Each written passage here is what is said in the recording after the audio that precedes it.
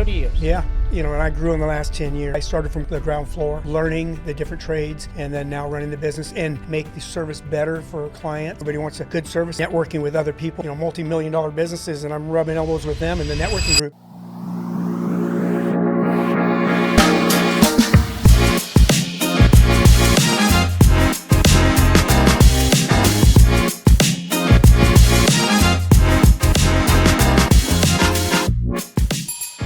Hey everyone, welcome to another episode of What is Your Story?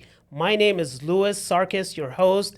On this podcast, what we do is we interview some amazing entrepreneurs, business owners, CEOs in the community that can inspire you. Who knows? Maybe motivate you to start a business or do something. You never know. Today we have an amazing guest, you guys. His name is Ron. He's been in the business for over 30 years of flooring business. Welcome, Ron, from the On the Level Flooring. Welcome. Thank you so much, episode. Louis. How are you? I'm glad you invited me. I appreciate it. Welcome. Yeah. So let's start from the top, man. So how did you come up with the name On the Level Flooring? Yeah, it was Ron's Flooring, and then it evolved a little bit. My wife was listening to a Christian radio station or something, and then they were saying, hey, we just want to level with you, be on the level. And she goes, hey, that kind of goes with your job. You level floors and all that. So want to be honest and level floors and do the job right. And so that's how we kind of came up with On the Level Flooring. Since when? Oh, gosh, that's been probably about 8 years ago or 9 years ago, I think, somewhere around there. Okay. Yeah. But you've been in business for 30 years? Or you've Yeah. been in the business of- I've been in the business for probably over 35 years. I'm second generation. My father owned a company. I ended up getting my license in 1990. And so I've been a flooring contractor since then, still maintain the license. Even though I run a store and everything, I still maintain my own license. Okay. Yeah, so about over 30 years. Over 30 years? Yeah. All right, so tell us your story. How did you become who you are now? One of the most successful flooring businesses in Temecula. I'm sure you have an amazing story that you can inspire somebody out there. Well, yeah, hopefully it inspires somebody. I, started on the ground floor out of high school, pretty much, and just learning being a helper for somebody. And then eventually worked my way up, got my license, started doing flooring for my father, did a lot of commercial work at that time. Started in carpet for about 10 years, then went to hardwood, laminate, and things like that. And then after a while, when the recession happened in 2007, 2008, I had a couple crews at that time, and kind of everything kind of put back on the back burner because there wasn't any work. And so I ended up being a salesperson for a while, kept my license going, and then when I got back into it, I found a networking group. Okay. And I started doing that, knew I couldn't do both. I couldn't do the networking group, run things, and do it all myself. So I concentrated on just focusing on the networking groups, bringing in work, getting establishments with people within the community, and trusting other entrepreneurs and stuff like that, and sharing things together and growing together. And I started running crews, and that's been about almost 10 years now. And so now I've been off my knees for quite a few years and just running crews and just kind of establishing the company, building it up. We have a showroom now. Nice. And stuff like that. And I've been to your showroom. Yeah, It's beautiful. Thank you. And it's full of carpet and hardwood floor and laminate and LVP and you name it. Yeah. Can you name some of the brands that you carry? Yeah, we carry Republic, carry Eternity, Mohawk, carry Cali Floors, McMillan. We just got them. That was the newest one. We also have opportunities to purchase pretty much any flooring. That's what's in our showroom. If we don't have that, we can pretty much get anything because we have an account with another place for wholesale. Distribution. Yeah. So we can pretty much get everything.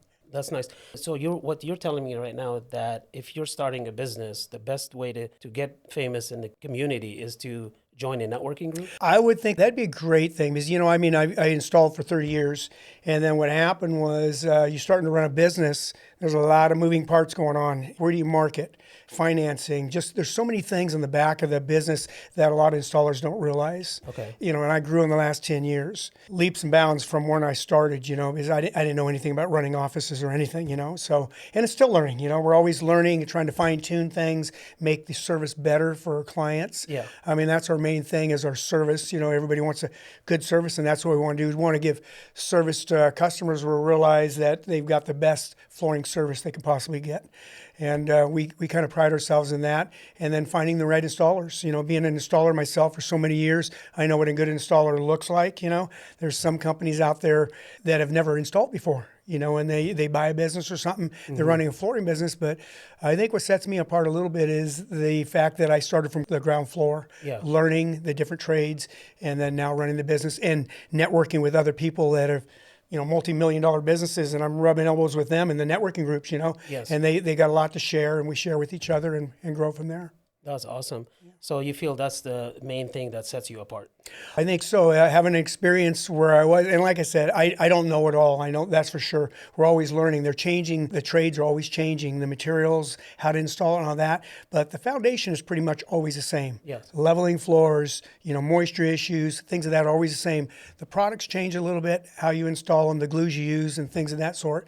But we keep up with all that in the trades. Can you share with us a story where somebody, one of your clients, maybe they hired another flooring company and then it was a mess and then you came in and fixed it? We just had one the other day, actually. They Really? say that. Yeah. So what happened was I worked with a real estate agent and done some work for her, and then I did her mother's place. They had a flood in their house. They had a contractor come in and do it, and he was a general contractor, but he did their flooring. And she called me the other day, didn't know what to do. They can't fix it, and were having issues with it. So I went over there, and I just did a free service for her. Went over there, kind of looked at it, and I know what was wrong, where he went wrong and everything. And I kind of shared with her on these things. And then I've connected her to somebody that can handle it, because we don't do a lot of repairs. And the reason is that I don't have anybody on staff to do that. But if I can't do it, I'll connect somebody to get it done, or fixed. I know enough people to do that. But we do our own repairs, obviously, but we don't get many. Right. But anyways, she was very sad that she wished she would have called me, but she was thinking she had to go through that contractor.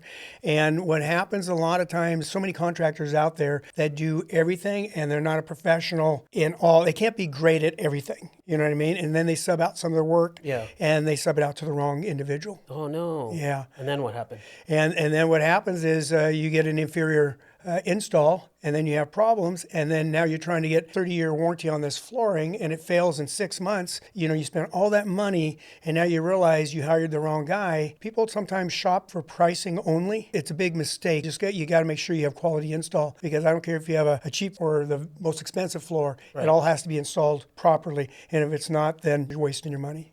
What do you sell more, carpet or flooring? About 50-50 with carpet. The laminate and the vinyl planking are kind of hand in hand there, but between those two and the carpet, probably 50, 50-50. Yeah, on those, yeah. So if somebody's looking right now to get new carpet for their house or new flooring, what should they look for first? Just carpet, you're saying? Okay, let's start with the carpet. Yeah, the carpet, there's several things to look for. Your lifestyle, that's the main thing, your lifestyle. Do you have kids? You might want a polyester carpet. They clean very well. Or if you have stairs, you might want to go with a nylon carpet.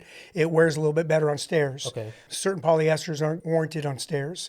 So things like that. So a lot of times they need to be educated. And that's what we do, free consultations to kind of bring out what are they looking for to make sure we give them the right fit on the flooring that's going to be beneficial to their family. That's good.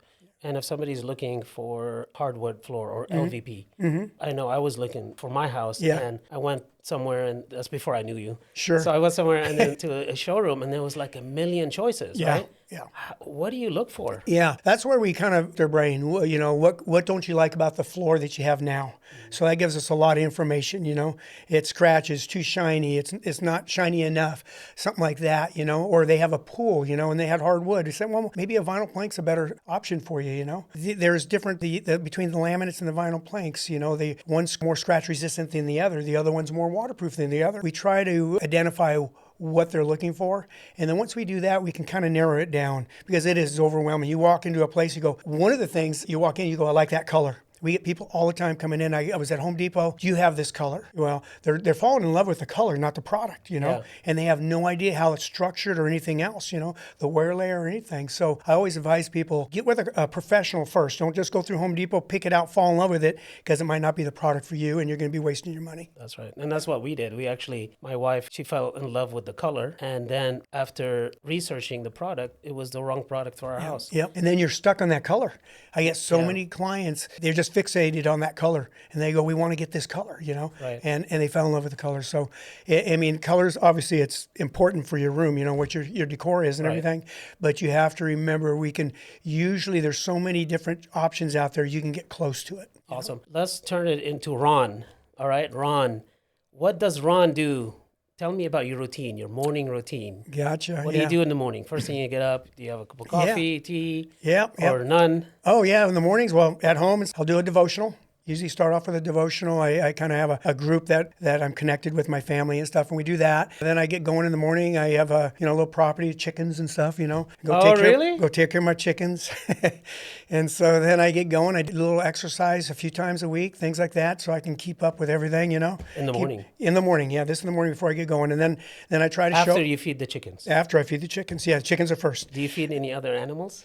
No, that's all I have. My daughter's down the road about a mile, and she has cows and sheep and all that. So I get that part over there. So I help her out a little bit over there. But So do you eat fresh chicken and beef all the time? yeah, we just did Thanksgiving. We butchered our own turkey. Really? Tell me about that experience. How was that? That was amazing. My daughter and I, we first did that. We took a class about 5 years ago, and was able to figure out how to do that. Yeah. And now she's doing it herself. She's done it like 3 or 4 years in a row now. Her own turkeys. We're going to do a couple pigs in the next month, so we'll be butchering a couple pigs for some fresh meat. And they're all treated well. They only have one bad day. That's it. That's the day. That's the day it ends. For turkeys. For turkeys, but it's all good. But anyways, then I go to the office about 9:30, and then Claire, you've met my manager, Yes. Claire, and she takes so much She's off awesome, my. by the Yeah, thank you. So thank you so much. She takes so much off my plate. My main thing is doing the measures And feeding the chickens. and feeding the chickens. And then going having coffee. Oh yeah, gotta have my coffee. Gotta have coffee. But yeah, that's kind What of does Ron do What does Ron do? after you come into the office? Into the office, Yes. yeah. So if I'm not doing a measure on the way in, because we try to do that to where I'll do a measure on the way Right. in, working up estimates, we're just, kind of answering people's questions, that might have called during the weekend, especially, Monday's our busiest day. And then Claire is so good about just scheduling all my appointments and everything. Nice. And once I get all the estimates measured up or, figured out, she writes them up for me, and then she does that end. We're trying to get to the point. This year has been not too bad a year. It's been a kind of a struggle compared to the year before. It's been a kind of a unusual year, but we're not bad. We're kind of meeting the same thing we did last year. It was just a little bit more of a struggle. We're trying to get to the point to where we can have bring one more person on as a salesperson, and then I can be more into the community and more networking, and then sharing what our services are to groups, and real estate agents are one of our big clients. Oh, tell me about that special you have with the real estate agent. Yeah, we just started a special. It's a home seller's dream program.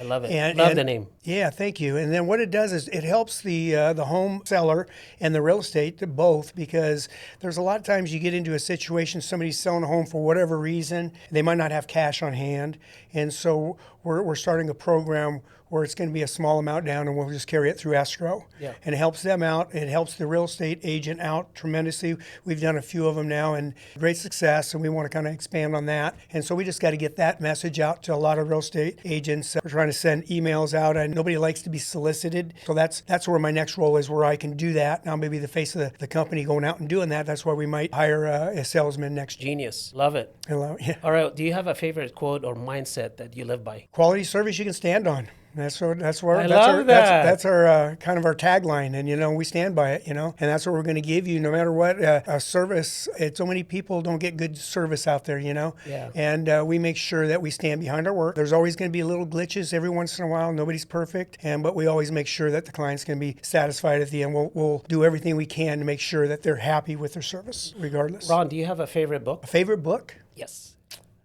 Well, I guess it'd be my Bible, you know. Bible. Yeah, I mean, I get so much wisdom and knowledge from the Bible, That's You know, I interviewed a lot of people, and that's their number one favorite book. Is it really? Yeah. Yeah. I mean, you can stand by it, So it's good. There's a couple books I'd like to read, but that'd probably be my favorite. Your favorite book. Okay. Yeah. So if you can inspire someone out there that's starting a flooring business, what would you tell them? From all the, mistakes that you've had and experiences, what would you tell them? I would say the networking group I was kind of afraid to get into because I didn't want to recommend somebody I didn't know. And that was my main thing. I don't know you people and all that stuff. It was a great for me because, like I said, I didn't know. I was always been a grunt. I didn't know the office part of it, and how to sell and things like that, And I learned that sales are really easy when you're finding what client needs and you're providing a service. The sales, it sells itself. You know what I mean? You're providing something that they're looking for. So don't be pushy on that. Learn from other people. Be around other entrepreneurs that not necessarily are in the flooring business, but business in itself, it can be relatable to the flooring business, even to the garage door business or the plumbing business and things like that. It's a business that needs to be ran with a great service-minded person behind it, and I think they all kind of share that kind of the same ideas, That's good. So That's good. I would say get with other people to start, especially if you're an installer and you're looking to start your own company. Get with a networking group and learn a lot that way. So do you think they need a website, a Facebook accounts, Good. some marketing? Good points. What do you Yeah. think? Yeah, absolutely. Website is essential, and it doesn't necessarily mean that it sells things for you, but it gives you credibility. There you go. It shows you some of your work. It shows you are a person. You have a place. You're not a fly-by-night kind of person. You've invested your time into a company, to make it successful. You're going to be here for a long period of time, things of that sort. Marketing is huge. It's changed. You don't go through the yellow pages anymore. That's been probably my biggest learning, I think, on marketing. Yep. You've helped me out tremendously on the marketing, and I appreciate that. Thank you. A vast amount of knowledge and wisdom in that because your businesses that you've had prior to what you're doing now, you've shared with me. And I enjoy working with people like you. Yeah, I appreciate that. Yeah. That's really awesome. And that's how you grow. We kind of, iron sharpens iron in the scripture even, it says that, right? Yes, absolutely. And it does it, I think it carries on into the service industry also. Definitely. Yeah. We're running out of time, so let's just go and have fun with these few questions. What's your favorite, coffee or tea? Coffee. And are you a morning person or a night person? Morning. Morning. Easy. What's your favorite quote of the day? Favorite quote of the day? Don't trust in yourself. I'm a heavy Christian, so I know I brought this up a few times. It's Feel good to share that that. trusting in the Lord, of course, and giving it to Him first, and not forgetting that. Because we all get sidetracked. We get busy in our day. Yes. That's why I do the devotion every day. It keeps me that mindset going. Keeps you on track. Because then we start trusting in ourselves, and then you're going to go through a lot of failures, I think, more failures than you would if you did. So what's one word that describes your business and why? Can I use two? So used to Quality service. quality service. Service, yeah. That's what it's all about, is a good service. And that's what we provide. That's awesome. yeah. So why don't you turn into the camera, Ron? Tell everybody where they can reach you, and one more time what you do with your website, etc. Yeah. And share that with the audience. Yeah, you can reach us. It's onthelevelflooring.com. We have a showroom right off of Jefferson in the Adobe Plaza, right across from Wendy's In and Out. Can't miss it. We're right in a corner building. If you ever wanted to come in just to see what the showroom looks like or something, pick our brains, do a free consultation. We have a client actually called today, wants to get some flooring, some carpeting and everything. He wants to know how he's going to budget for it. We'd be glad to help you out. We make it simple for you so I can put something together to where if you're looking, hey, I got 1,000 square feet. We can narrow it down. This product is that much, this product's that much, and you can kind of see an idea of what you'd have to budget for. So yeah, or you can reach us by phone, 951-764-7726, or just you can give us a text, come by the showroom. That's awesome. Well, thank you, Ron, for coming on my podcast. I really enjoyed your story, and I really got inspired by it. And hopefully out there, these people that are starting their business or they are about to start a business, maybe perhaps they will be inspired by your story. You guys, thank you so much for watching on What Is Your Story, and we'll see you on the next one.